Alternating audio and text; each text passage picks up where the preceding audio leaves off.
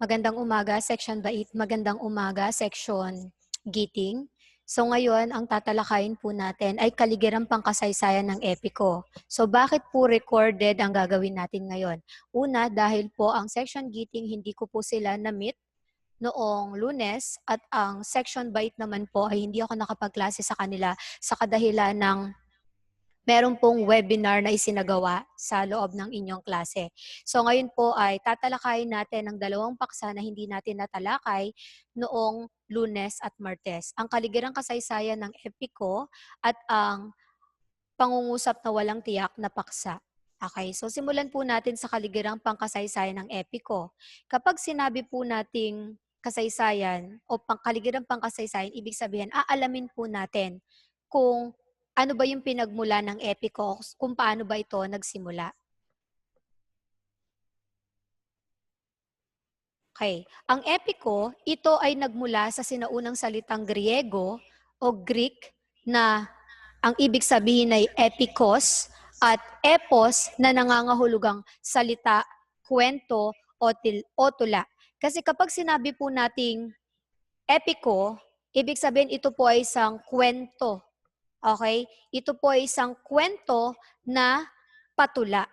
Okay, pero ano nga bang ibig sabihin ng epiko? Pag sinabi po nating epiko, ito ay isang tulang pasalaysay na naglalarawan sa buhay at kabayanihan ng isang tao, partikular na sa isang lalaki. Kapag sinabi po nating epiko, yan ay isang tulang pasalaysay. Pag sinabi po nating tulang pasalaysay, ang tulang pasalaysay kasi ito ay isang pagsasalaysay ng isang kwento na patula na nagsasaad o nakapaloob doon kung ano ba yung kabayanihang ipinakita nung pangunahing tauhan. Okay? Dito rin ipinapakita yung buhay ng mismong pangunahing tauhan at kung paano niya ipinakita yung kanyang kabayanihan sa ibang tao, lalo na sa mga nakapaligid na tao sa kanya.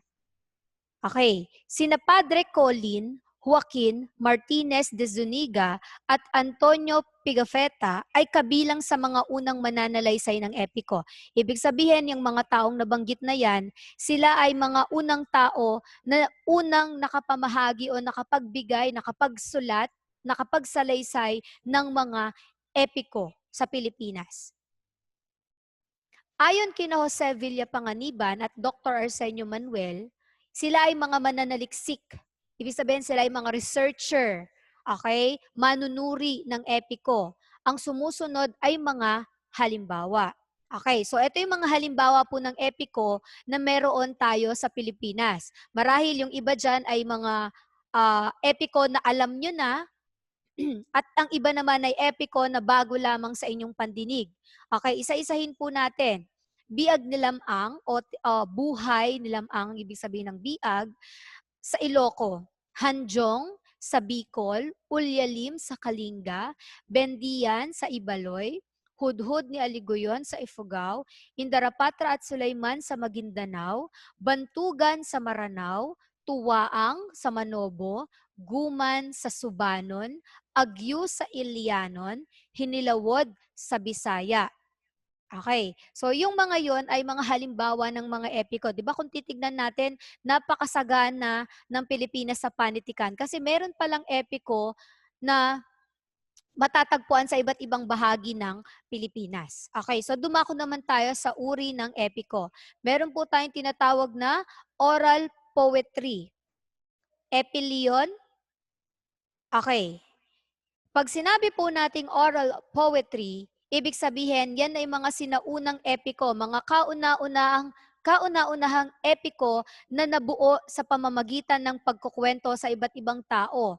Okay, so bakit siya sa pamamagitan lang ng pagkukwento sa iba't ibang tao? Kasi noong sinaunang panahon, wala pa namang formal o wala pa namang sistema ng pagsulat, wala pa namang formal na sistema ng pagsulat noon. Okay? Ano lamang ang paraan nila para maibahagi nila yung kanilang epiko. Ito ay sa pamamagitan ng salindila. Pag sinabi nating salindila, ito ay sa pamamagitan ng pagkukuwento sa ibang tao. Okay? Kasi sa pamamagitan nun, na ipapasa mo yung kwento sa ibang tao. Okay? So kasi nga wala pa silang formal na pagsulat. Okay. Oral epic o world folk epic. Ito ay mahabang tula na iniuuri-uri o classify batay sa haba ng palabas, konsepto, interes at kahalagan. So ito ay mga mahahabang mga epiko. Okay.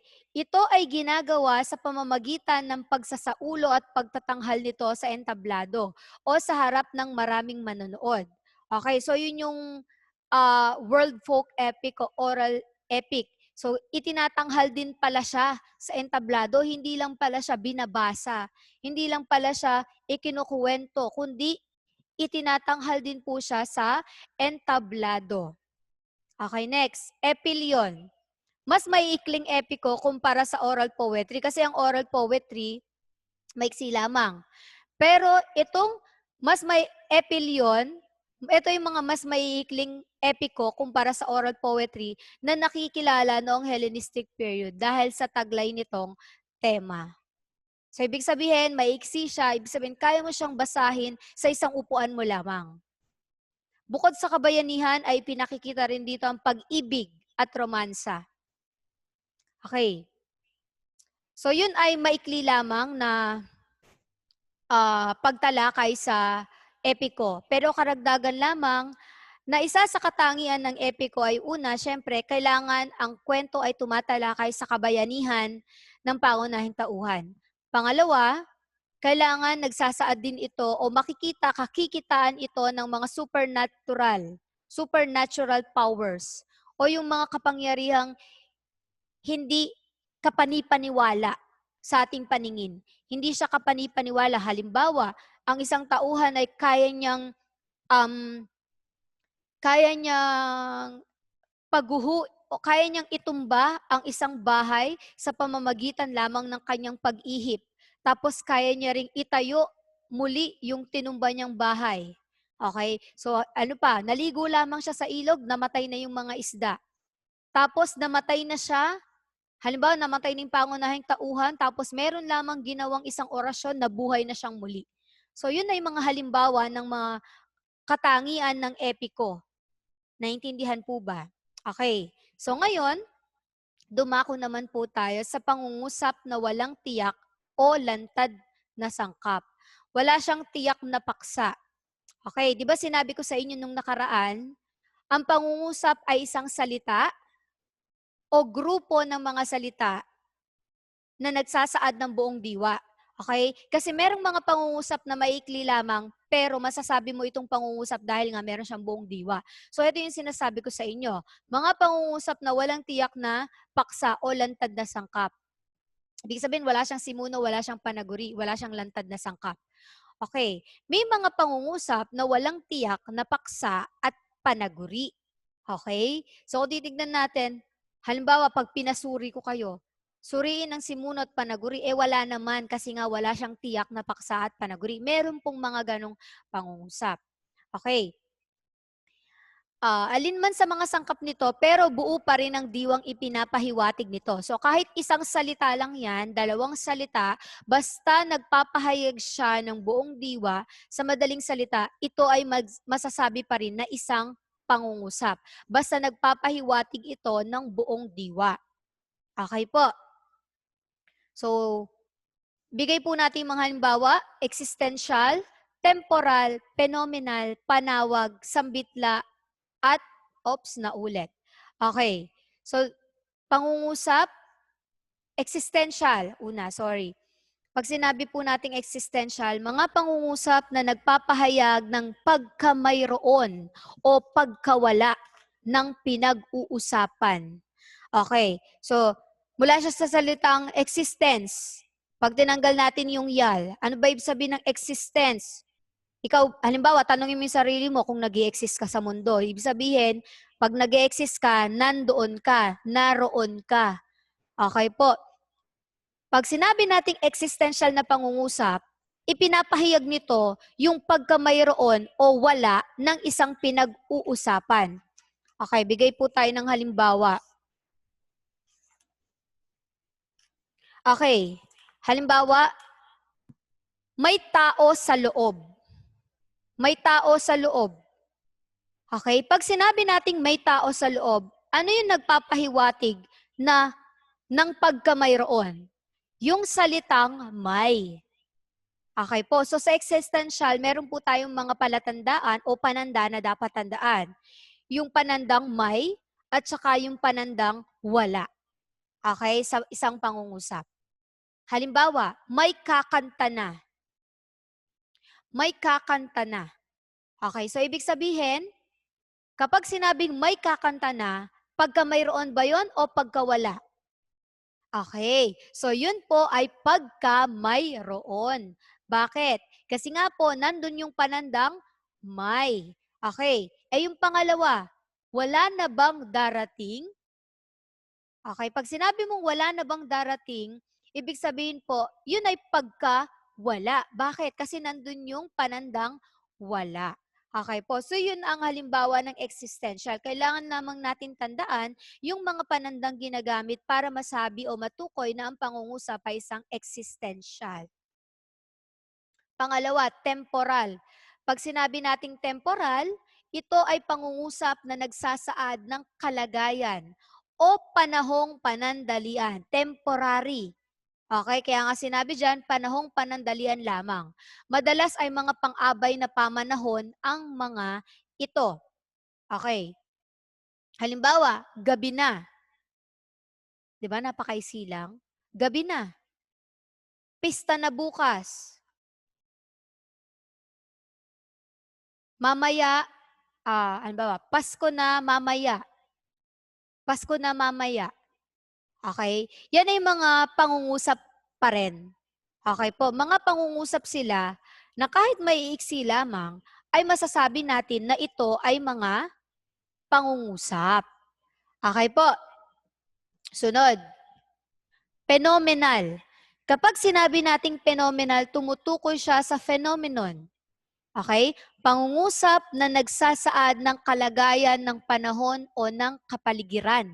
Ulitin ko, ito po ay mga pangungusap na kung saan isinasaad kung ano yung kalagayan ng panahon o ng kapaligiran. Kaya nga siya tinawag na phenomenal kasi tumutukoy siya sa phenomenon.